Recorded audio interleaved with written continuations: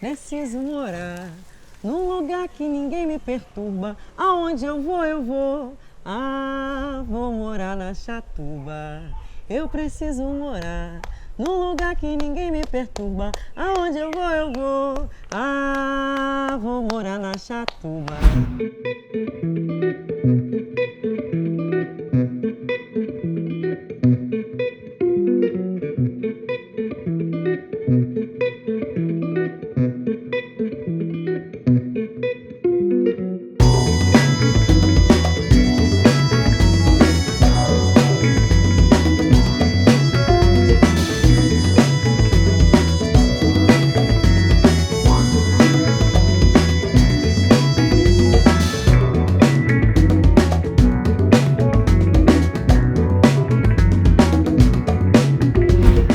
Esse é mais um programa Papo na Laje. Eu sou a Dani Câmara. Estamos aqui hoje diretamente do bairro Santa Terezinha, em Mesquita, para bater um papo sobre gestão cultural na Baixada. Mesquita no mundo, Rei Black nas ideias. Eu sou Reinaldo Júnior, ator, gestor cultural, curador do Teatro Chica Xavier, da Confraria do Impossível, roteirista do filme Linhas e filho da Dona Eliane e do seu Reinaldo, neto da Dona Regina. Olá, eu sou Gisele Cruz, tenho 34 anos, sou atriz, produtora cultural, sou dona da empresa Brigadeirinho Produções, que gera emprego e oportunidade para os jovens da Baixada Fluminense de modo geral. Sou cria de Belfor Roxo e estou aqui para falar um pouquinho de mim para vocês.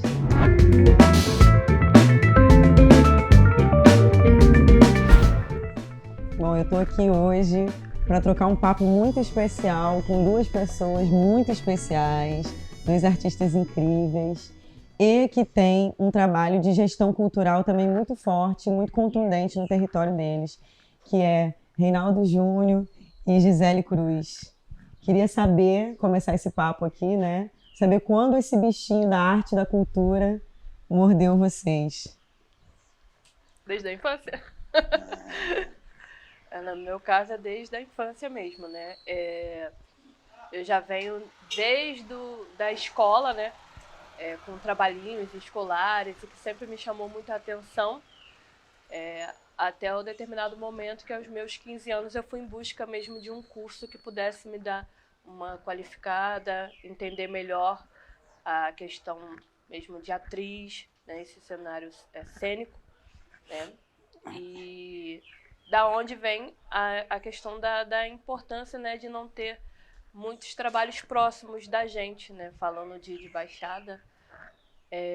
Eu fui para a FATEC de Quintino e lá eu fiz vários cursos que puderam abrir o campo para mim e me apresentar esse mundo mágico que quem entra não quer sair, que é a verdade, né, Rei? É verdade. Eu comecei também novo, com 14 anos, aqui na Baixada Fluminense. A minha primeira referência foi aqui nessa rua mesmo, né, na Henrique Lussac. Tinham três figuras, né, que era o Zé, o Nuno e o Feijão, que ficavam ali na esquina, né, treinando mortal. Até hoje existe um quintal ali que tem capoeira, que é o Espaço Turma Z.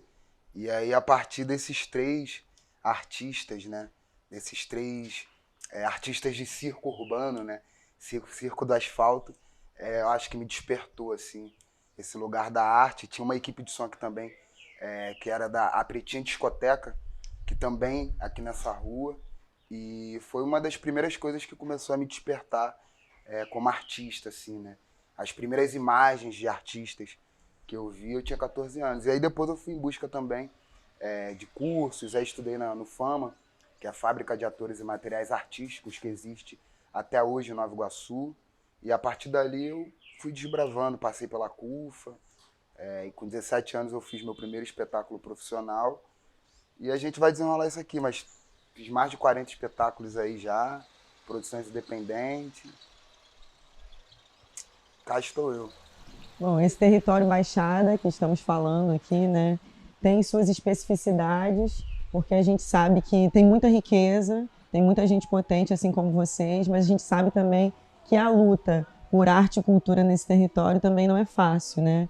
Então, vocês começaram crianças ou jovens, né, e começaram a desbravar esse mundo a partir desse bichinho, por isso que eu falei que é o bichinho da arte que foi lá, mordeu e aí esse trabalho não parou, né? Porque depois vocês vão desdobrando o trabalho artístico também com o trabalho de gestão cultural, também muito por uma carência que o próprio território tem, né? E aí eu acho que falar sobre as potências não tem como a gente não falar sobre essa carência, né? Que se apresenta no território a partir das políticas públicas também, né? Que vocês enfrentam. Como essa luta mesmo por cultura e educação aqui desse território. Então, quando a gente fala de Baixada Fluminense, a gente está falando de uma região metropolitana que tem 13 municípios, né? E aqui nesse município que a gente está falando agora é Mesquita, que fica dentre esses 13 municípios. E o que une, eu acho que num lugar de luta, né? De caminhada entre todos os municípios, eu acho que é a linha do trem, né? E o que a gente tem aqui na Baixada? A gente acaba sendo uma cidade dormitória, né? Onde as pessoas saem daqui dos seus territórios para ter que buscar entretenimento, cultura, no centro da cidade. E aí a gente tem um trem que determina exatamente uma ausência do Estado e da cultura na nossa cidade, né? Porque a gente tem o trem, por exemplo, que ele começa às 6 da manhã e dia de semana ele termina às 10 da noite, né? Final de semana, que é o dia que as pessoas de fato poderiam ir, né, ao centro da cidade para se entreter, o trem acaba às 3 da tarde. Então, a gente, acho que a Gi também, né, teve que fazer esse movimento em algum momento de ter que sair para retornar para os nossos territórios aquilo que a gente teve que buscar fora. Então, acho que essa ausência, né, de políticas públicas e de interesse, na verdade, não só do Estado, mas do município, das lideranças do município, quando a gente fala de cultura, é um fato, assim, né? Então, eu fiquei, por exemplo, 3 anos, né, sem atuar na minha cidade, porque a gente não tem, né, um teatro, uma estrutura, né, para receber os nossos trabalhos. Os que a gente tem é sucateado. E a gente, enfim, acaba tendo que além de estar na atuação, né, que é aquilo que a gente se propõe, a gente acaba tendo que aprender a se produzir. Eu acho que isso também é uma questão um pouco singular, assim, né, dos artistas aqui da Baixada, porque não tem uma outra escolha. A gente não tem como aguardar um incentivo, aguardar um indivíduo, aguardar uma instituição que vá nos beneficiar como pessoas no despertar para a arte. Então a gente acaba tendo que produzir, então eu acabo produzindo desde muito cedo.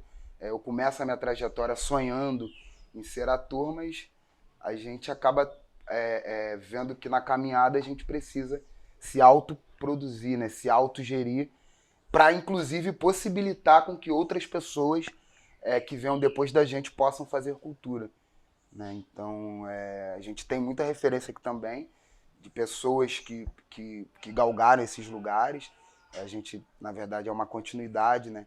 E aí eu queria citar aqui o Wildson França, Macedo Griot, né? Que são pessoas que já fomentam a cultura nessa cidade aqui há muitos anos e não tem um reconhecimento devido. Então, eu acho que essa ausência de políticas públicas faz com que a gente faça nós por nós mesmos, né? A fim de gerar um impacto no futuro aí, que a gente não tem agora e não teve no passado, né? Então, essa falta de políticas públicas, né, esse suporte que falta, deixa a gente mesmo que a ver navios e a querer transformar por nossas ações, né? E eu acho que é uma tristeza para mim, é uma frustração ter pessoas que ainda não entendem que a cultura ela transforma vidas, né? Eu tenho exemplos de pessoas que trabalham comigo que largaram um fuzil e hoje trabalham comigo, hoje criaram famílias, né? E que eu briguei para estar estudando, né? Eu já dei aula em escola que a mãe veio me questionar por que do teatro na escola. E no final do ano ela batendo no meu ombro e falar: muito obrigado, minha filha hoje fala dentro de casa. Então tem a cultura também que é levada para as pessoas, né? O entendimento que é levado para as pessoas dificulta até um pouco do nosso fazer, né? As pessoas só vão ver a diferença e a transformação lá na frente. Eu tenho certeza que muita gente que está aqui hoje nessa comunidade e que tem o Rei como base aqui em Mesquita, não entendem o que é um teatro, o que é um cinema, o que é um simples circo, até mesmo um circo de esquina, não tem condições de levar. E são coisas simples que podem ser feitas para transformar, assim como a gente conseguiu transformar a vida de 2 meninos aqui da cidade, que só por se ver na tela se sentiram realizados, né? E eu deixo aqui um alerta para que entendam que a cultura e a educação, elas andam juntas, né? Que essa transformação precisa vir lá de baixo. Eu trabalho muito com essa questão da criança por conta disso, porque é ela que vai trazer toda essa carga, né? É ela que vai transformar o amanhã. Eu digo por mim, porque depois de, vamos dizer, velha, que eu vim entender um pouco sobre o que é o teatro do negro, né? O que é a minha história, a minha essência, de onde eu venho, como é, né? Isso não veio lá de baixo, não veio de pequeno, isso é de uma cultura que meus pais também não tiveram. Então eles não tiveram como me passar, né? Então eu luto muito por isso, que meus filhos, que hoje têm 10 anos, outros 6 anos, que eles possam entender de onde eles vêm, como que eles podem agir. Não é uma forma de querer transformá-los em artistas, mas uma forma de eles entenderem que eles fazem parte da sociedade e que eles podem galgar coisas grandiosas aí na frente. Essa abertura de pensamento que a arte possibilita, né?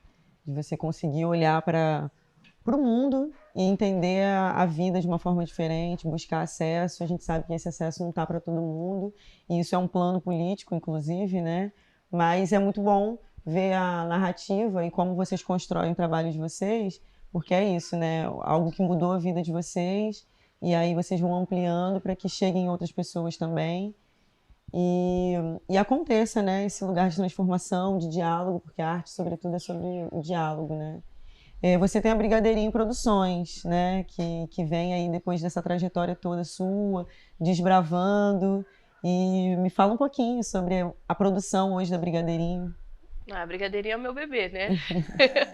Todo mundo... É muito engraçado que todo mundo vem... Vou contar um pouquinho da história dela, porque todo mundo, quando escuta Brigadeirinho, acha que eu trabalho com brigadeiros, doce gourmet, enfim, toda essa coisa. Mas a Brigadeirinho, ela veio da necessidade de me manter dentro da arte, né? E esse nome, ele era o apelido da minha filha, porque eu não deixei de fazer arte, então eu viajava com espetáculos de teatro e eu carregava minha filha bebezinha comigo. Era uma luta, mas eu carregava ela comigo.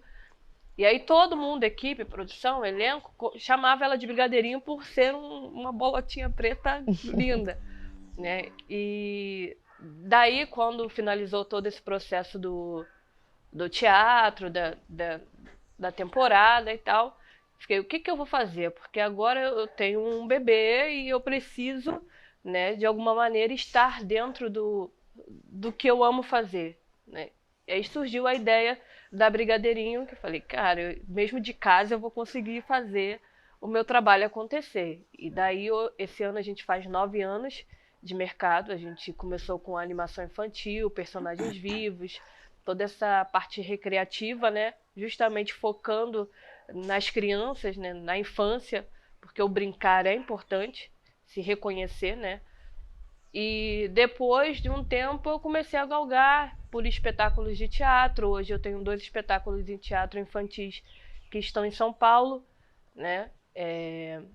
E aí já veio outros projetos, abracei projeto de Rei, abracei projeto de outro amigo, já comecei a fazer produção executiva de várias pessoas e daí tá surgindo e eu pretendo chegar até fora do país. É isso.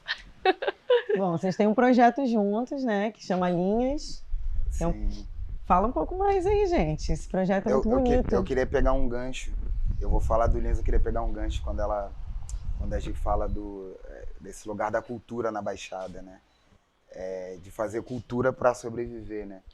E me veio uma frase aqui, né, da Marimba Anne, que é uma pensadora, que ela fala que a cultura é o sistema imunológico, né?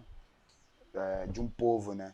E aí, pô, falar de cultura aqui, por exemplo, nessa rua, Eu queria fazer um recortezinho para falar um pouco sobre a cultura dessa rua, né? Essa rua é Henrique Lussac, que é uma rua muito importante para o Brasil, para o Rio de Janeiro, que fica aqui em Mesquita.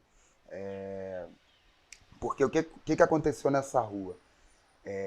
O candomblé no Brasil, né, no Rio de Janeiro, né, quando ele chega, né, com o João de Alabá, na pequena África, e depois que o João de Alabá morre, né, e aí tem todo esse percurso dos terreiros, foi para Bento Ribeiro, e depois ele se firma, né, esse mesmo terreiro, essa mesma nação, ela se firma aqui nessa rua, que fica ali na esquina, perto da Rua Cordura, com a mãe meninazinha de Oxum, né? Isso nos anos 30. Então, quando eu cresci, quando eu nasci, né, aqui nos anos 90, eu não tinha consciência, né, na minha infância de que essa história toda tinha acontecido aqui nessa rua. Mas eu lembro que quando era moleque eu via as pessoas passando na esquina de branco com as suas oferendas, né? As pessoas passavam com as suas contas, com as suas roupas. E com o passar do tempo isso foi se perdendo. Isso foi se perdendo, isso foi ficando esmagado. E eu me tornei artista, né? E aí quando eu me torno artista eu resgato essa história. E essa história faz muito sentido porque a partir dessa história a gente chega no Linhas, né? Que é um filme que acontece numa narrativa de ficção aqui na cidade, a partir da provocação do Luiz Gomes, que é um diretor, que é um cineasta, que é cria da Pavuna. E a gente estava na Lapa, e ele passando na Lapa, assim, depois de uma noite, e ele falou: Rê, a gente tem que fazer um filme, cara, sobre Mesquita, sobre a sua história. E isso passou, e ele me mandou um argumento, e quando, enfim, abriu um edital, que foi o edital da Funarge, faltando uma semana e meia, eu falei: Luiz, e cadê aquela história? Cadê aquele argumento? Vamos escrever uma história? E a gente se debruça nessa história, que é a história de dois personagens, que é o Sandro e o Pepeu, nessa rua, na Henrique Lussac, vivendo um dia comum, né? E nesse dia comum, eles falam sobre a sua ancestralidade, sobre a importância da brincadeira, sobre a importância da cultura e sobre a importância do território, né? Então eles falam dos bate-bolas, que é uma cultura muito forte aqui na cidade, da Folia de Reis, que é uma cultura muito forte na cidade, e aí a gente se reencontra, eu e Gisele, depois de uma década, né? Quando eu conheci Gisele era Miss Belfort Roxo, Miss Nova Iguaçu, e é uma referência, né? Mas para mim já era uma referência, e aí eu já conhecia a Brigadeirinho Produções a partir da rede social, a gente estava um tempo sem se ver, e aí eu chamo a Gi, nessa loucura: Gi, você quer produzir um filme? Ela: mas eu nunca produzi um filme. Você quer produzir? E aí ela aceitou esse desafio, e aí a gente realizou filmes aqui na cidade, com uma equipe toda preta, majoritariamente da Baixada Fluminense, com o elenco da Baixada Fluminense, exceto o Ricardo. Então tem a mãe do Fona, de Omolu, que é uma representante do candomblé aqui na Baixada, né? E que traz também essa história, toda essa história que eu trouxe aqui de 1930 e tal, passou pela griotagem, né, de Mãe do Fona, onde a gente estava fazendo a pesquisa, a gente foi lá no terreiro, e tem esses dois meninos que é sobre realizações, né? E não é nesse lugar colonial, né, de salvador da pátria, né? Porque é uma produção da Baixada, são pessoas da Baixada, o contato com esses meninos, com a família desses meninos, já é diferente a partir de uma produção preta, de uma produção de uma mulher preta, de uma equipe preta que sabe essencialmente o que esse povo vive, porque nós somos esse povo, né? Nós não somos algo de fora que está vindo para realizar. E aí tá aí o filme, né? Indo para festivais agora, a gente tem algumas exibições, está furando e passando da linha do trem. Que bom que vocês chegaram até aqui assistindo o programa Papo na Laje. Convido vocês para apontarem a câmera de vocês aqui para a tela, nosso QR Code, e seguir as nossas redes sociais. E aí tem uma coisa muito interessante, que é a minha mãe. A minha mãe, ela estudou até a 4ª série, veio de São Luís do Maranhão para o Rio de Janeiro. E a minha mãe, ela estudou teatro, né? A minha mãe, ela estudou teatro no convento, né, de freiras, onde ela foi quase que obrigada a tá. E eu lembro de uma frase da minha mãe que me marca muito, e que vem me marcando muito na minha trajetória, é que ela dizia que parou de fazer teatro porque as letras não cabiam na cabeça dela. E aí, uma mulher preta, né, com uma forte ascendência indígena, né, que vem para o Rio de Janeiro para tentar a vida e cai no teatro e as letras não cabem na cabeça dela. Isso foi um grande incentivo para mim, porque a partir disso, quando eu começo a fazer teatro, eu entendo que eu preciso suprir, né, um sonho que a minha mãe sonhou e não pôde realizar. Cara, é o que me faz hoje cair para dentro dos textos, né? Então hoje, por exemplo, eu fiz 17 filmes até agora, né? De 2019 até os 2022. E aí hoje a gente consegue ultrapassar uma bolha que está para além das letrinhas, né? Que agora está ligada à imagem, né? Então eu consigo absorver as letras e agora, a partir das letrinhas que eu absorvo e que eu me alimento e que minha mãe não conseguiu, eu tento transpor em imagem, né? Então todas as minhas escolhas artísticas, elas vêm a partir da minha família, assim, né? Isso para dizer que sem a família, sem esse lugar de base, de família, seria impossível para mim ser artista, né? Num país que matam pessoas negras, né? Que matam, para além desse lugar bélico, né? De tiro, eu acho que é o lugar do sonho, né? Na infância, né? Da repressão, de ser um corpo negro, homem no mundo, né? Da violência, de não poder correr. Então eu encontro na arte tudo aquilo que eu não encontro na vida. E a partir da minha família, a partir da base, né? Então como é que surge o projeto Nós por Nós? A partir de uma provocação, que era uma provocação da pandemia, né, mundial, onde eu como artista estava morando no centro da cidade e me senti muito incomodado de saber que a minha comunidade, no momento de pandemia, estava numa escassez de fome, de emprego, né? E aí eu tive um estalo, assim, de realizar algum projeto, não sabia como. Fiz contato com algumas pessoas aqui da Baixada, com alguns amigos que lutaram comigo, porque eu também venho da arte marcial. E aí esses meninos da arte marcial estavam com um projeto no Campo do Camarão, na Chatuba, onde eles tinham 40 crianças aprendendo luta, né? Num projeto chamado Shape de Rua. Que aí tinha o Formigão, o MP, que é o Marcos Paulo, né? A partir disso, eu encontro esses meninos e falo, cara, vamos fazer uma ação aqui de emancipação cultural. Já tem a luta, eu quero trazer cultura para cá. E aí a gente se junta, né? Convido a Dani, que é minha parceira de vida, e a gente trouxe uma ação com um projeto, com uma performance Qual o Seu Sonho, e uma ação de emancipação cultural a partir do que se tem na comunidade. Então, o que a gente faz? A gente pega esse projeto de luta e começa a inserir o rap, começa a inserir a ideia de cultura, a ideia de fomentar a importância da cultura na cidade, e a cultura do funk, a cultura do que a galera já estava fazendo. E a gente faz uma ação, uma grande ação com distribuição de cestas básicas, que foi só um detalhe para a gente conseguir atingir a comunidade.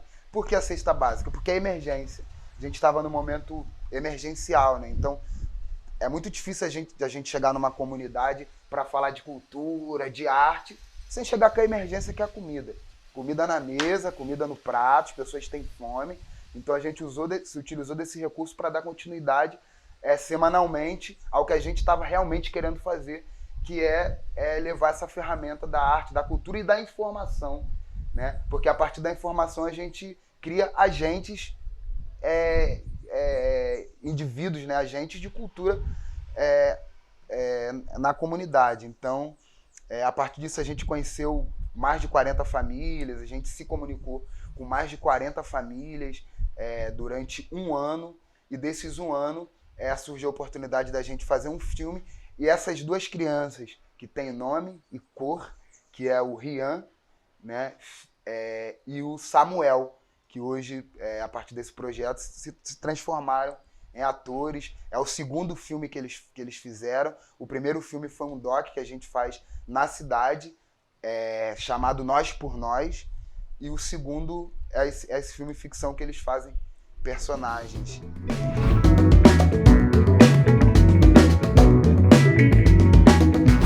Vamos falar de sonho. Meu sonho é ter meu trabalho reconhecido, né? Não só aqui na Baixada, mas de todo o território brasileiro, né? E proporcionar para os meus filhos uma boa educação, uma boa qualidade de vida, que eles entendam que eles fazem parte de toda essa vivência, né? Que eu tenho buscado em prol deles, em prol de deixar para eles uma herança cultural, uma herança de vida, né? E, nossa, essa pergunta deixa a gente nervosa. Mas é isso, e continuar transformando vidas de pessoas e realizando sonhos, que é o meu maior foco no momento. Dentre muitos sonhos, eu sonho em poder deixar um legado para as pessoas que vierem depois de mim.